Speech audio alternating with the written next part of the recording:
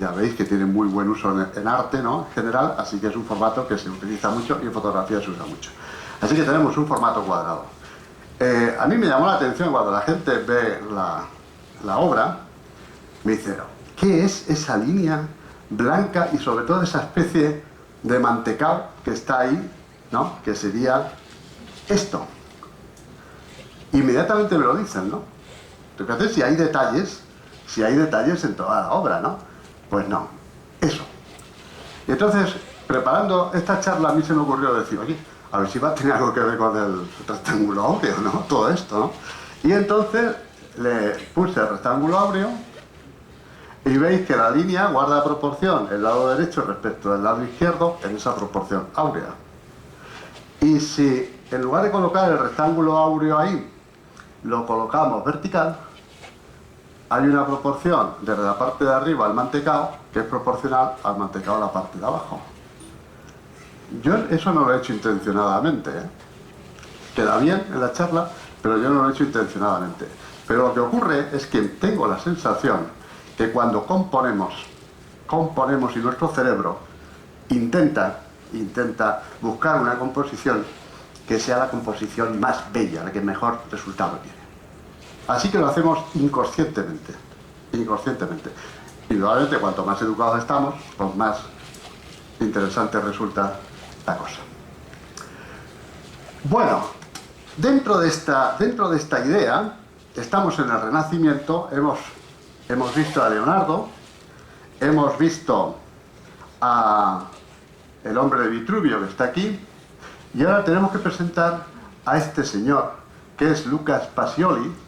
Lucas Pacioli es un franciscano, pero un gran matemático en ese momento, en el siglo XV. Y Luca Pacioli fue un gran amigo de Leonardo da Vinci. Se conocieron en Milán, tuvieron la oportunidad de hablar mucho.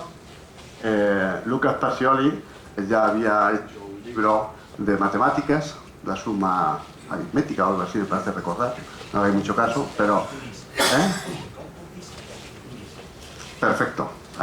Y entonces tuvo una gran repercusión. Y además, Lucas Pacioli conocía, por supuesto, a Leonardo de Pisa, más conocido actualmente por Fibonacci. Lo conocía porque realmente Lucas Pacioli hizo una publicación fundamental, que es el Liber Abaci, en el 1202, en donde incorpora, me corrige si, incorpora los números arábigos y hace muchos juegos matemáticos, Y ese libro tuvo una gran trascendencia, tuvo una gran popularidad, y eso fue de alguna manera estructurar las bases de lo que ahora mismo consideramos el desarrollo matemático que tenemos, ¿no? Bueno, pues lo interesante en ese libro es que se describe esta serie, la serie de Fibonacci, en relación con nuestra charla. Ese libro tiene cosas mucho más interesantes, probablemente no, seguro, ¿no? Mucho más interesantes, pero en relación con esta charla es interesante la serie de Fibonacci, que además es resultado de un juego con conejos en una serie de condiciones, pues los conejos se van reproduciendo y van apareciendo una serie de conejos. Y entonces empieza con un conejo, luego un conejo tiene otro conejo y son dos conejos, luego tres conejos, en fin, va saliendo la serie. Entonces lo interesante de la serie es que es muy fácil reproducirla. Eso es una de las cosas interesantes de la serie. Así que es un juego que todo el mundo podemos hacer muy fácilmente. Es decir, voy a hacer la serie. Y entonces decimos 1 más 1, 2. 2 más 1, 3. 3 más 2, 5. 5 más 3, 8. 8 más 5, 13. Es decir, sumando los dos números anteriores te sale el siguiente. Y así sucesivamente. Como sumar no es difícil, pues es muy fácil hacer esta serie también hasta el infinito y más allá, ¿no? Bien, ¿qué es lo interesante de esta serie? Aparte de la propia serie. Lo interesante es que si nos entretenemos en dividir un número por el anterior, nos sale un numerito que se va aproximando a el número phi. De tal forma que a partir de un determinado momento, ya por grande que sea el número, siempre el resultado de dividir un número por el anterior es phi. Eso quiere decir que la serie de Fibonacci contiene la proporción áurea. Pues es una curiosidad interesante. Y claro, como estas cosas lógicamente estimulan mucho el cerebro, entonces inmediatamente empiezas a darle vueltas a la cosa. Cosas interesantes, empiezan a mirarse ejemplos, sobre todo en botánica. Claro, las plantas no se mueven, es fácil contarlas y mirarlas. Pues resulta que cuando analizamos los pétalos de las flores, los pétalos suelen coincidir con los números de la serie de Fibonacci. Es decir, tenemos, por ejemplo, de un pétalo, tenemos 2 pétalos, 3 pétalos, 5 pétalos, 8 pétalos, 13 pétalos, 21 pétalos, 34 pétalos. Así que ahora os dije hacer, cada vez que veis una margarita, además de contar me quiere, no me quiere, me quiere, no me quiere, os vais contando 1, 2, 3, 4, 5 y tal, y veréis cómo sale un número de la serie de Fibonacci. Otra cosa interesante, cuando vemos las ramificaciones de las plantas, aquí lo tenemos, también las ramificaciones suelen coincidir o pueden coincidir, esto son curiosidades, pueden coincidir precisamente con el número de la serie de Fibonacci. Por ejemplo, aquí tenéis, por ejemplo, partimos de aquí, aquí tenemos 1, luego 1, 2, luego 1, 2 y 3, 1, 2, 3, 4 y 5, es decir, 2, 3, 5. Se va ramificando de esa manera. Si miramos la ramificación de un árbol, esto no me he entretenido en comprobarlo, Así que, porque me he empezado a hacerlo y he dicho, ¡buh! ¡Qué lío!, ¿no? Así que imagino que con paciencia y tranquilidad se puede decir. Pero en todas partes se dice que la filotaxis de los árboles responden precisamente, o con mucha frecuencia, responden también a la serie de Fibonacci. En el sentido siguiente. Yo parto del tronco, y entonces en el tronco hay una sola rama, que es el tronco. Después el tronco se bifurca y tengo 2 ramas, 1 y 2. Después se bifurcan las ramas y suele haber 3. Luego se bifurcan y 5, luego se bifurcan y 8, 13 y 21. Si van siguiendo las ramificaciones, la serie de Fibonacci. Parece increíble. Yo no me lo termino de creer del todo, pero bueno, que se entretenga que tenga que entretenerse, ¿no? Parece ser que sí existe una razón, porque esa forma de ramificación va disponiendo las hojas de la forma más eficaz para aprovechar la luz del sol. De hecho, hay una serie de experimentos haciendo ese tipo de ramificaciones, siguiendo la serie de Fibonacci, y parece que se consigue una eficacia, una eficiencia bastante alta en aprovechamiento de la luz. Así que puede ser que realmente lo haya. Luego esto, lógicamente, para darle la vuelta al revés, una vez que tenemos las ramificaciones y lo leéis al revés, vuelve a salir la serie de Fibonacci, ¿no? Claro, también hay que tener en cuenta que estos esquemas es muy fácil que te coincida perfectamente, Pero bueno, también es cierto que estos resultados también los podemos considerar como un representativo de un conjunto y de una muestra, etcétera, etcétera. Bueno, y ahora vamos a introducir otro elemento que es contemporáneo de estos señores, ¿no? Y que también Laura ha hecho referencia a él, que es Alberto Durero. Alberto Durero es un pintor. Es un pintor. Laura ha dicho que no era un científico. No, no era un científico. Pero era un pintor que le encantaba la geometría y de hecho publicó un libro de geometría. Y que además no solo eso, es que decía que un pintor que no sabía geometría ni era pintor ni era nada. Y lo decía así, Claro, era una persona que estaba muy interesada por las matemáticas, estaba en el entorno. Él conocía también a Luca Pacioli, conocía por supuesto el libro de Leonardo de Pisa, conocía a Leonardo da Vinci, conocía el ambiente del Renacimiento, el interés del Renacimiento por conocer las proporciones y relacionarlo todo, centrarlo todo en el individuo, en las personas. Y él tenía ese interés matemático, se ve en todas partes. Esto es una obra suya muy famosa que se llama Melancolía, que es la obra que todo pintor debe tener en su cuarto, porque digamos que representa lo que dentro del espíritu y del sentimiento de un pintor, ese punto de melancolía, ¿no?, que debe tener una mente creativa, pues lo representa Durero en este caso. Y ahí tenéis un detalle del cuadro que es interesante. Esto de aquí lo he ampliado aquí y es un cuadro mágico que está dibujado en este grabado por Durero. Y puesto esto a más tamaño, resulta que es un sudoku. Es decir, es un juego. Es decir, tiene puesto una serie de números y si os fijáis, leáis los números de la forma que los leáis y formando grupos, salen siempre 34. ¿Bien? O sea, es una persona que le gusta la matemática, le gusta la geometría y se divierte haciendo este tipo de juegos. Así que, bueno, es un pintor, pero es algo más. Entonces, como conoce muy bien la serie de Fibonacci, y conoce el ambiente, y tiene tiempo, pues entonces a él se le ocurre hacer una cosa. Voy a hacer un jueguecito con la serie de Fibonacci. Estas cosas me entran tristes ahí. Con la serie de Fibonacci. Entonces, yo he puesto ahí debajo, espero que lo veáis, toda la serie de Fibonacci. 1, 1, 2, 3, 5, 8, 13, tal. Y él dice, bueno, vamos a suponer que pongo un cuadrado. Podría ser un cubo, ¿no? Podríamos hacer un cubo. Un cuadrado. Un cuadrado cuya arista, cuyo lado valga 1. Bueno, pues eso, indudablemente, si yo pongo un cuadrado 1, pues es el primer número de la serie de Fibonacci. Nada me impide colocar un cuadrado encima. Así que yo puedo poner un cuadrado encima. No pasa nada, ya tengo el número segundo de la serie de Fibonacci, 1 y 1.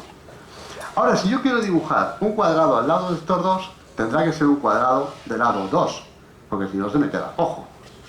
Así que dibujo un cuadrado 2. Ya tengo el tercer número de la serie de Fibonacci. ¿Ven? Ahora sigo con el juego, para colocar un cuadrado nuevo, si lo quiero colocar arriba, ya tiene que medir 2 y 1, 3. O bueno, lo he puesto abajo, 3. Ya tengo el siguiente número de la serie de Fibonacci. Entonces me imagino que el número dijo, ah, esto es chupado, yo aquí puedo seguir tranquilamente, ¿no? Así que después puedo hacer el 5 y después puedo hacer el 8. Y veis que en este dibujo ya empieza a aparecer un rectángulo áureo, tal y como habíamos visto hace un ratito en la charla. ¿Ven? Y como no tenemos ningún problema y me queda por aquí todavía pantalla, pues puedo dibujar otro cuadradito. Y veis que se va reproduciendo la serie de Fibonacci. Exactamente. Bueno, lo puedo reducir. Ahora puedo hacer... puedo hacer una cosa. Yo puedo hacer ahora un cuarto de círculo utilizando como centro, puedo utilizar este punto, un punto, y la longitud de ese cuarto de círculo va a ser la del lado del cuadrado. Así que puedo hacer eso. Ya tengo un arco. Si he hecho eso en ese cuadradito, también lo puedo hacer en el siguiente. Y si he hecho eso en el siguiente, ¿qué me cuesta a mí hacerlo en el siguiente? Y en el siguiente, y en el siguiente, y en el siguiente, y en el siguiente. Y voy creando esa especie de línea curiosa. Y como tengo tiempo, pues lo reduzco, sigo. Tengo tiempo, pues sigo. ¿Veis que siempre va apareciendo el siguiente número de la serie de Fibonacci? ¿Y qué consigo? Una espiral. La espiral áurea de Duero. ¿Bien? Y decimos, mira, ya le hemos sacado otra punta a la serie de Fibonacci. Y ahora, bueno, pues ya está, esto es parte de la curiosidad, ¿no? Pero claro, la curiosidad generalmente tiene su paralelo en la observación. Y entonces observamos una concha de Nautilus y vemos que se ajusta bastante, precisamente, a la espiral de Duero. Pero ¿qué es lo que nos interesa de la concha del Nautilus? Que es muy hermosa. Es que es muy hermosa, me atrae mucho la concha de Nautilus. Mira, tanto es así que Weston, un formidable fotógrafo americano, hizo esta famosa fotografía de la concha del Nautilus. Los caracoles, los moluscos en general, pues tienen ese tipo también de espiral. Nosotros tenemos un caracolillo también en el oído, que también se ajusta a ese tipo de espiral. El ovario de ese pez, el anglerfish, el ovario también tiene la tendencia a formar esa especie de espiral. La cola del camaleón, cuando se gira, es una espiral. Aloe vera, si lo vemos desde arriba, forma espirales. Un ciclón, visto desde arriba, es una espiral. Una galaxia, ciertos tipos de galaxias son espirales. Es decir, una urbanización puede ser una espiral. Incluso me puedo divertir jugando en el agua y hago una espiral. Es decir, las espirales están a nuestro alrededor. Y nos gusta verlas, porque son muy proporcionadas, son muy cercanas a nosotros, son muy humanas. Enrique Arthur-Bresson, que también se ha referido antes Laura a una cosa, pues hace esta fotografía aprovechando el hueco de una escalera de caracol y le sale una espiral. Y en las plantas, que son muy de proporción áurea, si analizamos, por ejemplo, un girasol, en este caso, vemos que hay una serie de espirales. Podríamos dibujar una serie de espirales. Y además vemos que hay espirales en un sentido y espirales en otro sentido. Ahí en el esquema de la derecha se ve muy bien. Hay 34 espirales que giran de esta manera y otras 21 espirales que giran en sentido opuesto. Bueno, pues fijaros qué curiosidad. Hay 34 y 21. Nos vamos a la serie de Fibonacci. Y aquí tenemos 21 y 34. Son dos números sucesivos de la serie de Fibonacci. Me voy ahora a una piña. Pues una piña también tengo espirales en un sentido y espirales en otro sentido. Pues en todas las piñas hay 8 espirales en un sentido y 13 en el otro, que son dos números consecutivos de la serie de Fibonacci. Lo mismo pasa con los brócolis, etcétera, etcétera. Y por supuesto podemos utilizar, si nos gusta la espiral, porque es una espiral que nos acerca a una proporción magnífica, pues lo podemos utilizar para componer. De hecho, hay cámaras fotográficas que en el visor llevan una espiral áurea, para que puedas componer de acuerdo a la proporción áurea. Esta foto es también una foto de Cartier-Bresson. Si dibujamos una espiral áurea, veis que el final de la espiral coincide con el ciclista, que es el punto de interés de esa fotografía. O si cogemos esta otra fotografía, que es ese señor que está ahí como apoyado al muro, pues veis que una espiral áurea nos conduce exactamente a ese señor. Luego ese es el punto de máximo interés de la fotografía. O si me voy a esta imagen, pues vemos que aquí esta señora está mirando a esa otra chica, pues con una cara que a lo mejor... Indudablemente lo más interesante de esa fotografía es la cara de la señora, ¿no? Aplicamos una espiral áurea y vemos que coincide exactamente con la cara de la señora. Así que podemos utilizar este tipo de espirales para componer. Y ahora, para finalizar, yo quiero hacer una especie de juego. Este es un juego, me vais a perdonar, porque es un juego que viene cogido así un poco tarde, pero yo creo que puede ser divertido. Esta imagen es una imagen súper famosa, porque es la imagen de difracción de rayos X de la molécula de ADN cuando nadie sabía lo que era una molécula de ADN. Y esta imagen la tomó Rosalind Franklin, que afortunadamente pues, se ha rehabilitado, porque esta mujer, como sabéis, pues quedó oculta en la historia de la ciencia, porque unos señores realmente le robaron el mérito de la interpretación de la molécula de ADN, dicho así directamente, ¿no? Bueno, pues si os fijáis, esta es una imagen que al profano, y a mí también, por supuesto, pues nos deja como un poco fríos, pero bueno, por lo menos vemos que es redonda y vemos que hay unas cositas, unos radios que son interesantes, pero lo interesante es que la gente que sabe puede interpretar estas imágenes y entonces al interpretar estas imágenes desarrollan lo que es la molécula de ADN, es decir, el libro donde leemos nuestro desarrollo, lo que realmente somos. Entonces esa molécula de ADN es una doble hélice, como podéis ver aquí, es una doble hélice, aquí hay una hélice, ¿lo veis? Una hélice, y aquí hay otra hélice, es una doble hélice. Y las dos hélices están unidas entre sí por esa especie de bastoncitos que en realidad son pares de bases, y están unidas entre sí. Y en estos bastoncitos hay un código de letras que dicen cómo somos, y lo que somos, y lo que vamos a ser, probablemente. Y como alguna letrita de estas se nos descomponga un poquito, lo vamos a tener complicado. Este es nuestro libro, el ADN. Así que aquí estamos nosotros, es la parte realmente íntima, este es nuestro misterio, está ahí. Bueno, pues como veis es una hélice, y es una hélice que como da una vuelta completa, yo puedo calcular la vuelta completa de hélice, y la puedo medir.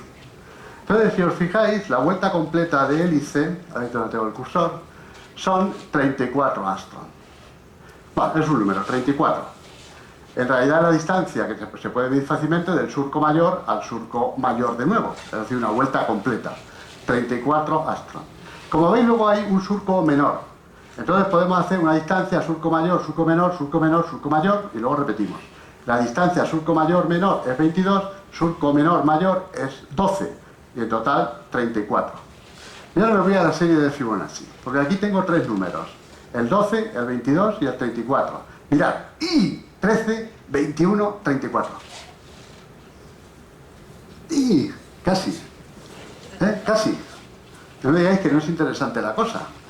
Bueno, pero ahora voy a jugar a otra cosa. Como hemos dicho que hay unas pares de bases que son como como unas varillas que me están uniendo las dos hélices. Si yo veo las hélices como hizo Rosalind Franklin desde arriba, me sale un círculo. Porque claro, vamos a ver si esto me sale. Esto es la imagen de Rosalind Franklin. Yo dibujo hipotéticamente ese bastoncito que sería un par de bases. Lo pongo donde yo quiera, me da igual, aquí vertical. Ahora el segundo estará ligeramente girado porque la hélice va girando. Así que yo puedo hacer el segundo. Puedo hacer el tercero, el cuarto, el quinto, el sexto, ya se monta sobre el otro, séptimo, octavo, noveno y décimo. Hemos hecho la vuelta completa.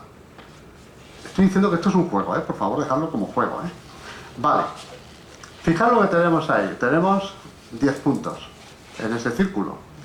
Quiere decir que yo puedo jugar a lo que estoy jugando y hacer esto. ¿Veis? Dos pentágonos regulares invertidos. Exactamente igual que en las plantas. Cuando veíamos esa flor, que había un pentágono hacia arriba y un pentágono hacia abajo. Dos pentágonos invertidos. Claro, si son dos pentágonos invertidos, en realidad tenemos una pentalfa y otra pentalfa. Una hacia arriba y otra hacia abajo. Es decir, ni somos buenos del todo, ni somos malos del todo. Estamos ahí, tenemos las dos pentalfas. Lo cual está interesante, es un misterio, ¿no? Es un misterio y es interesante, ¿no? Claro, si tengo las dos pentalfas, pues puedo hacer el dibujito completo, con los pentágonos y las pentalfas. Y es curioso, porque resulta que nos sale una figura geométrica, que esta figura es tan bonita, que seguro que está en algún sitio. Es un tetractis. Bien, y esta figura geométrica es el símbolo de Dios y del universo, para los pitagóricos. Emblema supremo, suma de las dimensiones geométricas, 10 es igual a 1 más 2 más 3 más 4, artífice, principio, paradigma y fundamento de todo, anagrama místico del juramento pitagórico, depositario de la escala musical. Eso lo he copiado directamente, o sea que, ¿entendéis? Pero a que resulta divertido.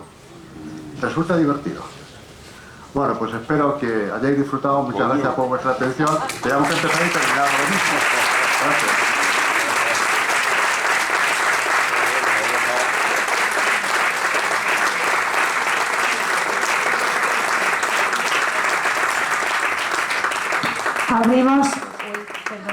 Abrimos un turno de preguntas que seguro que tendréis.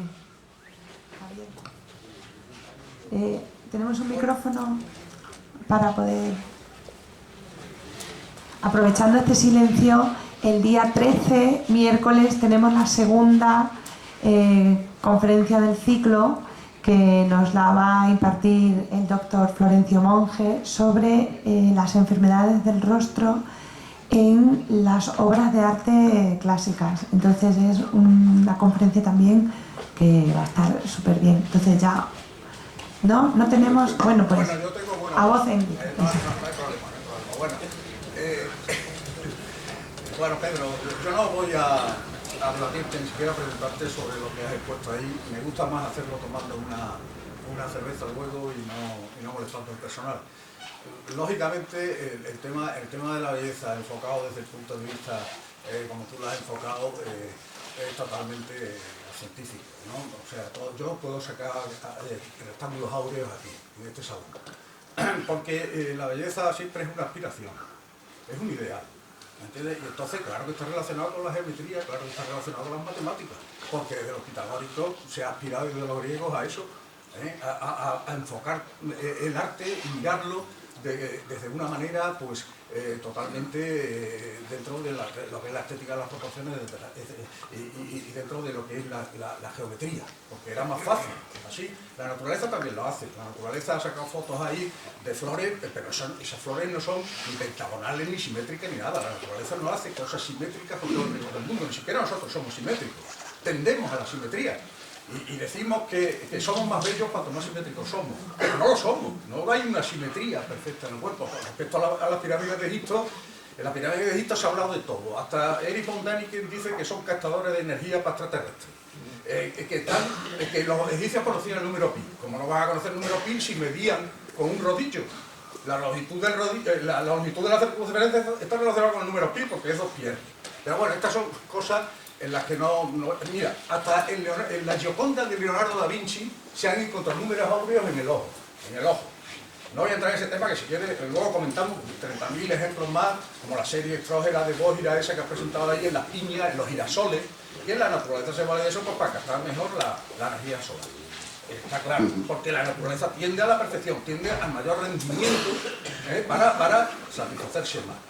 Pero no, sí, perdona, no estoy muy de acuerdo con lo que estás diciendo, ¿eh? Bueno, luego Muy de acuerdo, pero bueno, ahora lo matizamos. Pero yo sí que quiero hacerte una crítica a Sí. la charla que has hecho. Sí, Y es que has enfocado la belleza, hablabas de decir de belleza, la has enfocado desde un punto de vista exclusivamente formal y artístico y Sí. estético. Y no. Ahí sí que no estoy de acuerdo contigo, porque dejarte llevar nada más que por en el sentido de que es puramente estético, no. La belleza es la coherencia, es la verdad. Y ahí intervienen factores no solamente estéticos, sino también de contenido. Es la relación entre significante y significado, entendiendo el significante como la forma y el significado como el contenido.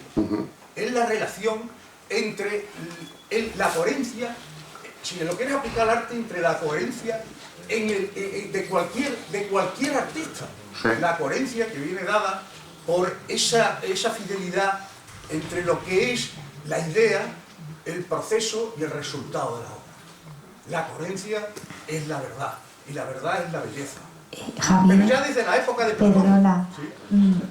Haz una pregunta, porque si no, el resto de personas también quieren preguntar. Es que no quiero hacer preguntas. No, espera, Ah, bueno. espera. Pero luego, Pues, Luego verás. comentáis. una cerveza. A ver, Es- ¿alguna otra No, alguna espera, pregunta? Bueno, no, pero espera, hay una... solamente la belleza No, sí. como algo No, vamos a ver, puramente vamos a ver. estético. Ten en cuenta que Eso sí somos... es inadmisible. Que sí. No te preocupes, que yo no tengo ningún problema en ese sentido, ¿eh?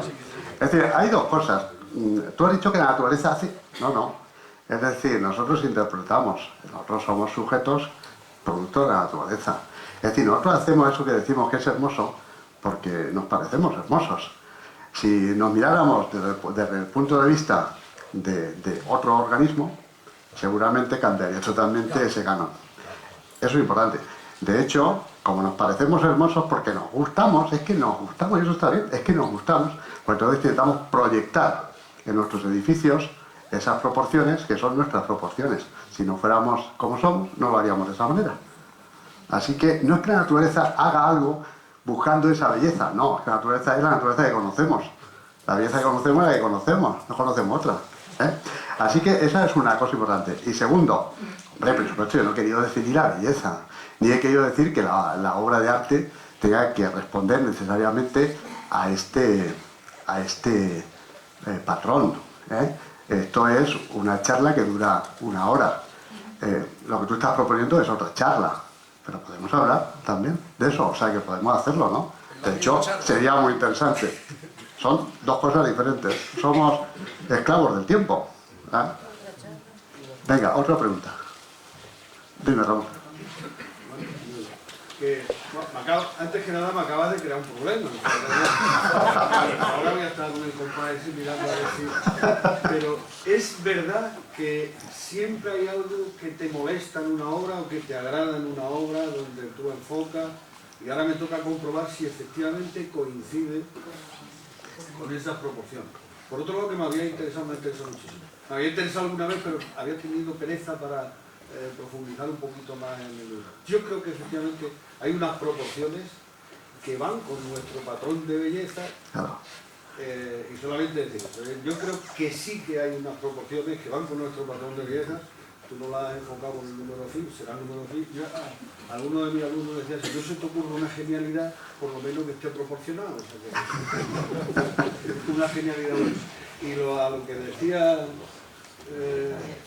Javier, o sea, yo creo que a la naturaleza ni le preocupa la belleza, ni le preocupa la moralidad, ni le preocupa el dolor ni el sufrimiento. La naturaleza es la naturaleza y hace lo que automáticamente hace. Somos nosotros los seres humanos, los que hemos creado el concepto de la belleza, el concepto de la moralidad, el concepto del bienestar, el concepto de la ética. O sea, atribuir a la naturaleza, que es como decía Javier, atribuir a la naturaleza que tiene la belleza porque tiene unos atributos, ¿no? La naturaleza es la naturaleza y a nosotros le preocupamos muy poco. O sea que, No, verás, lo que decía, yo pretendía con ese juguete final, que es un juguete, igual que el resto de la charla, no deja de ser un juguete, porque algo que es muy importante que tenemos los seres humanos es la creatividad y la ganas de jugar. Y la creatividad y la ganas de jugar es lo que nos motivan a hacer cosas que nos emocionan, realmente. Y eso es lo que yo creo que motiva el arte. Y luego le da la dimensión que tú quieras, ¿no?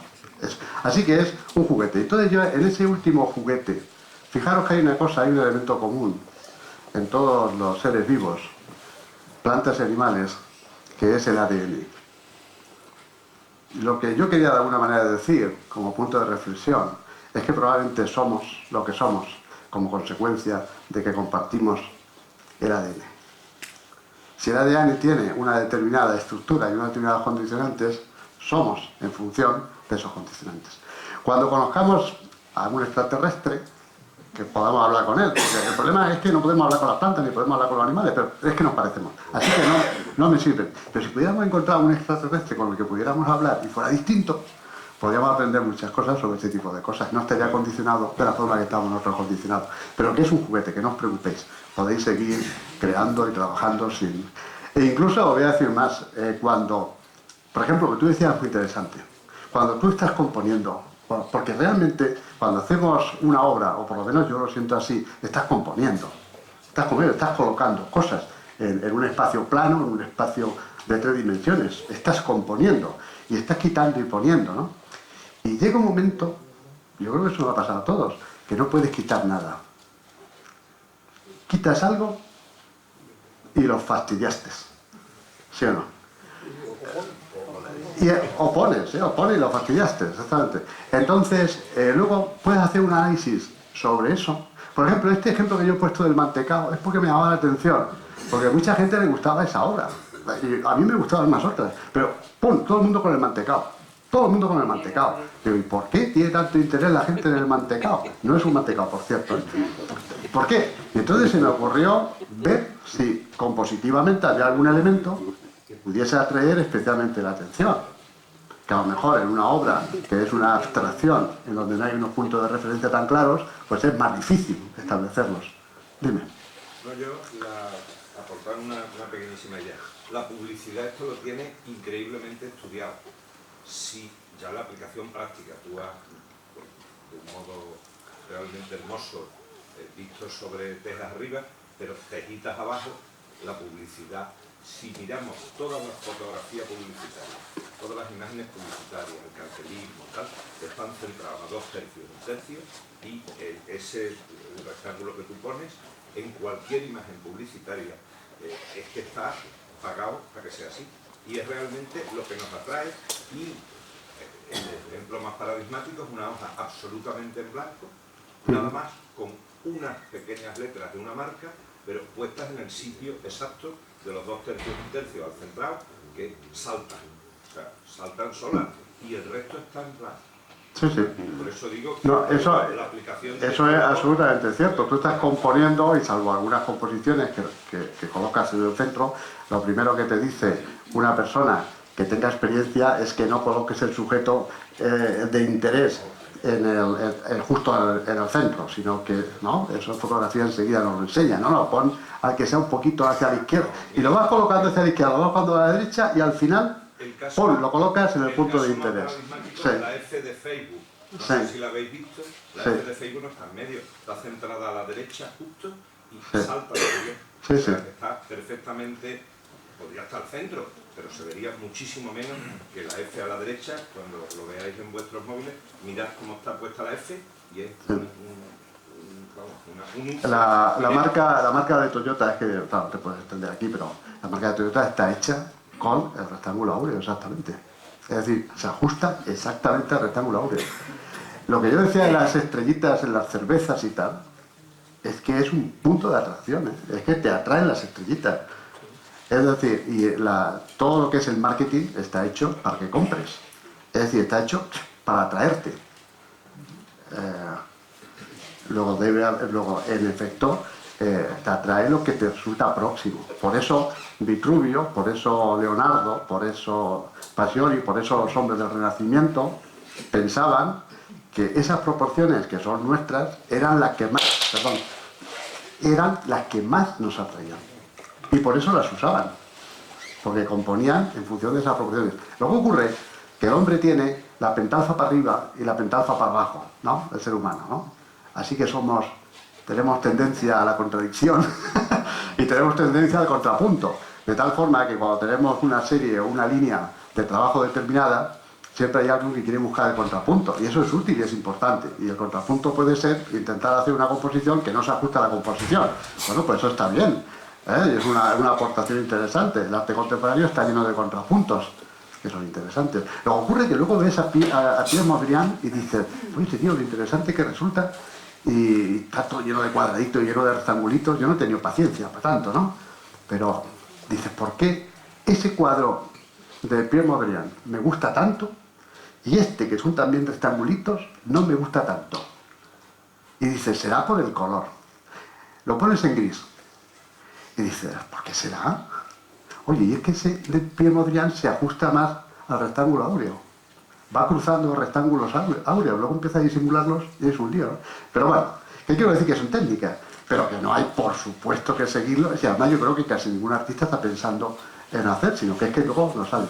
Bueno, los del Renacimiento sí, ¿eh? El Renacimiento sí. Dime, Paco. Yo te quería hacer una pregunta. ¿Has hecho una descriptiva exhaustiva del canon? Sí. Con muchos ejemplos y con muchas...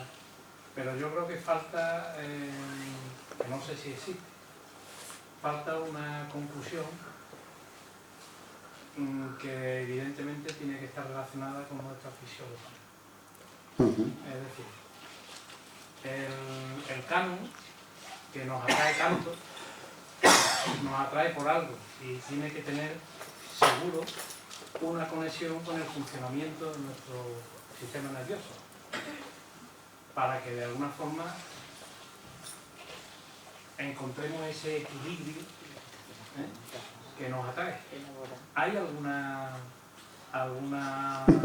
Paco, ese es otro tema, ¿eh? Eso es otra conferencia.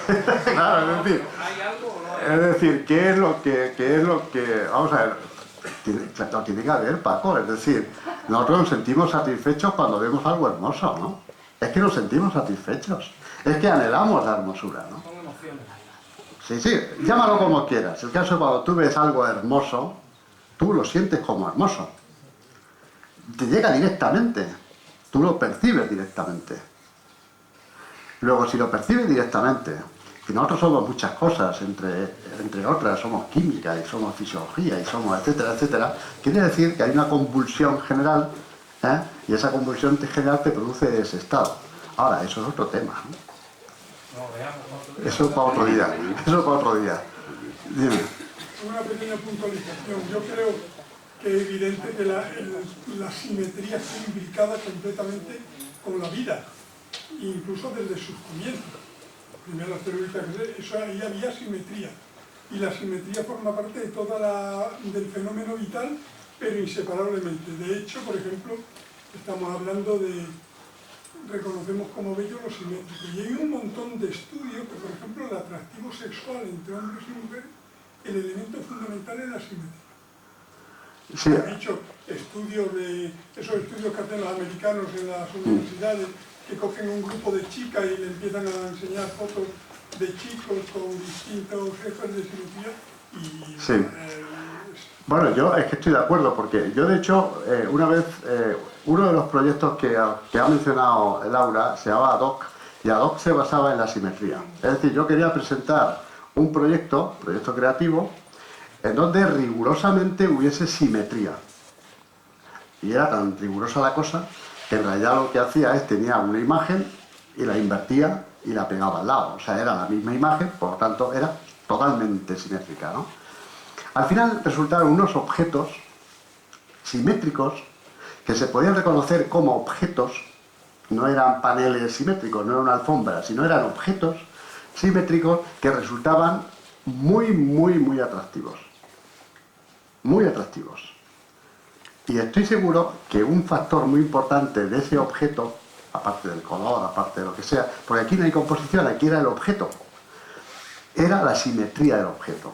Indudablemente la simetría nos produce cierta tranquilidad. Pero yo tengo una teoría, que eso es para otra charla también, seguramente, ¿no? Y es que hay una cosa curiosa que tiene que ver con lo que has dicho. Admitimos la simetría en lo artificial. En lo natural, no queremos una simetría tan estricta. Es decir, en lo natural nos gusta que haya simetría, pero dentro de unos márgenes. Por ejemplo, nosotros somos simétricos. Somos simétricos, ¿eh? Pero no somos absolutamente simétricos. Tenemos un punto de asimetría que nos hace humanos. Y nos reconocemos como humanos. Entonces después hace un experimento curioso. Yo lo hice, ¿no? Como estaba con el tema de ad hoc, la verdad que no lo quise hacer, pero el tema de ad hoc, dije, bueno, si yo cojo un rostro, hago la fotografía, lo parto por la mitad, lo invierto, tiene que ser magnífico. Produce repulsión. Produce repulsión. Nos vemos, yo creo que vemos una amenaza. Vemos un ser humano que no es humano. Vemos una amenaza.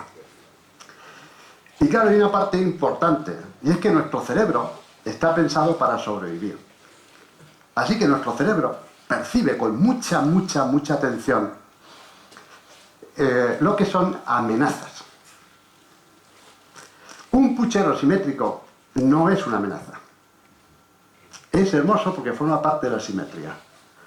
Un ser que se parezca a una persona simétrico no es exactamente una persona. Pero identifico en ese objeto, no, en ese objeto no, en ese ser, identifico potencia que me puede perjudicar. Y me resulta, lo rechazo. Lo rechazo. Es decir, el mismo patrón me produce aversión o me produce atracción. Pero es porque hay otros elementos, es que hay más elementos. Es que somos muy complejos y eso está muy bien, ¿no? Somos muy complejos. Lo que pasa es que tenemos que ir aprendiendo cositas, porque no tenemos más remedio que ir aprendiendo cositas porque no lo podemos comprender todo. Los más listos, lo que hacían era que ponían una pentalfa con mucho misterio para que todos pensaran qué listos eran, pero tienen que definirlo. Ponían el emblema, somos los más listos. Pero no tienen que definirlo. El problema es cuando empiezan a definirlo. ¿Entendéis? Son cosas que yo creo que tenemos los seres humanos. Dime, Zacarías. La historia del arte ha jugado con el 1 más 1, 2, 2 más 1, 3. La verdad es una y trina, y lo que sí es cierto y verdadero es que hay 3 leyes de composición. La simétrica, la compensación de masa y el número de oro. Por cierto, tú que eres muy tramposo, has cogido en tu obra de la luna reflejada, obra que tenemos en la facultad, tu obra está compuesta con la ley de la compensación de masa. Pero interviene en toda obra, evidentemente, el número de oro, como interviene la simetría. Las 3 leyes de la composición son lo que realmente ha hecho que funcione la historia de la humanidad, la historia del arte. Cuando empezó el arte a hacerse hace 43 millones años, Sulawesi, con Wolfel, Peñahueca. Lo que sí es cierto que la belleza obedece según el momento y según el tiempo y según la edad a cualquiera de las 3 leyes. Y las 3 leyes se van utilizando sistemáticamente en composición. A los niños más pequeños les gusta lo más simétrico, sorprendentemente. Y mientras más mayores nos vamos haciendo, nos vamos acercando más al número de oro. Las edades intermedias, en la historia del arte ha sido así, la ley de la composición que más se ha utilizado ha sido la ley de la compensación de masa, que lo utilizaban todos los artistas del Renacimiento. Eran muy pocos los que utilizaban el número de oro, muy pocos. Desde que Luca Pacioli escribió su libro sobre el número de oro, al que ilustró en la portada Leonardo con el hombre de Vitruvio, ni siquiera Durero trabajaba el número de oro, porque estaba estudiando las distintas estructuras, distintas composiciones y distintas reglas que podía trabajarse en el cuerpo humano. Él tiene figuras de 7 cabezas, de 7 cabezas y media, de 7 cabezas y 3/4, de 8 cabezas. No, y además sobre eso, la geometría le interesaba profundamente por la cuestión de perspectiva. Es decir, lo que realmente querían era incorporar la perspectiva en sus obras. Y entonces para eso necesitaban, pues lógicamente, el desarrollo de la geometría necesaria. Por eso estaban tan interesados en la perspectiva. No estaban tan interesados en otras cosas, ¿no? De hecho, la diferencia en el Renacimiento es en la adquisición de la perspectiva, pues a base del diseño y a base de las formas, ¿no? Allá forma. Aunque ya un poco tarde, pero cogiendo la pregunta de Paco y dejando probablemente para otra charla, donde veamos si hay algo fisiológico detrás, la pregunta es: ¿hasta qué punto es innato o hasta qué punto el proceso de culturación es acercamiento al número áureo? Porque al fin y al cabo, la belleza es algo que sentimos, pero es algo en la cual hemos sido educados. Entonces, ¿de verdad eso es bello? ¿O eso es bello porque hemos aprendido a que eso es bello? ¿Hay algo fisiológico o hemos...? Bueno, yo creo que ahí hay también un componente importante cultural, ¿eh? Yo recuerdo una cosa que veía hace mucho tiempo, que va al margen, por eso digo que todas estas cosas están llenas de color. Quiero decir, color es diversidad, y eso es lo interesante, ¿no? Que haya diversidad y que haya mucho color. Pero ya hace mucho tiempo que, por ejemplo, me dijeron, nosotros tenemos un determinado comportamiento o identificamos como bello ciertas cosas, ¿no? Por poner un ejemplo, la modelo que hemos puesto aquí, ¿no? La reconocemos como bella, ¿no? Pero sin embargo, en otros pueblos y en otras culturas, pues probablemente, yo estoy pensando ahora mismo en la Venus de Whitford, ¿no? ¿Cómo se llama? Whitford, ¿no?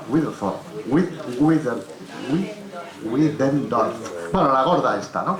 Entonces, veis que propone un canon en donde lo que se hace es manifestar ciertos aspectos que son interesantes y lo transforman. Yo cuando veo algo que se transforma en escultura, quiero decir que culturalmente tiene que tener mucha importancia. Porque que la gente pierda tiempo, bueno, es que eso es una cosa también.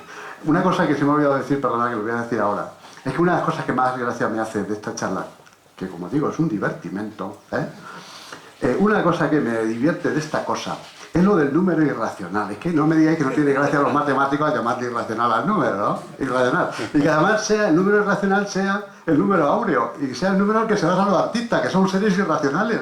Es una cosa curiosa, ¿no? ¿Vosotros habéis visto a un artista racional? Es muy difícil. Todos los artistas son un poco irracionales. Así que me encantó esa relación entre ese número que es irracional, que es inconmensurable, no lo pueden medir, y el artista, que tampoco lo pueden medir. Siempre te sale por algún sitio, siempre te sale por peteneras. Y si has dicho que el canon es este, siempre habrá un artista que diga, pues le voy a dar la vuelta al canon. ¿Sí o no? Sí. Son irracionales, como el número, ¿no? A ver, pues nada, dime. ¿Alguna pregunta más? No sé qué estaba hablando antes, pero es que me he acordado de esto y me resulta simpático, ¿no? ¿No? Bueno, pues yo os agradezco mucho la paciencia que habéis tenido, ¿no? La atención con la que me habéis permitido desarrollar esta charla. Y yo de verdad que lo que espero es que os hayáis divertido.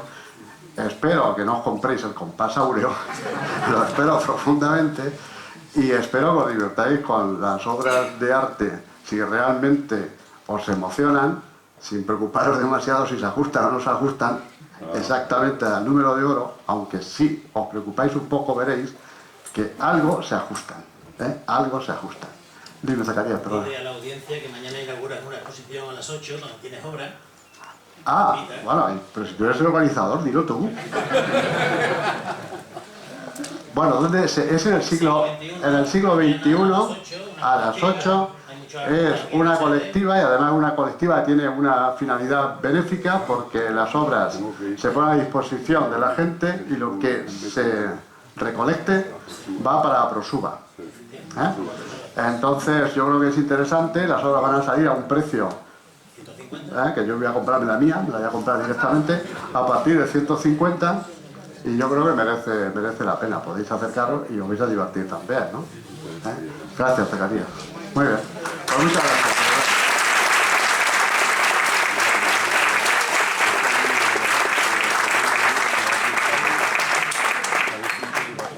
Chao.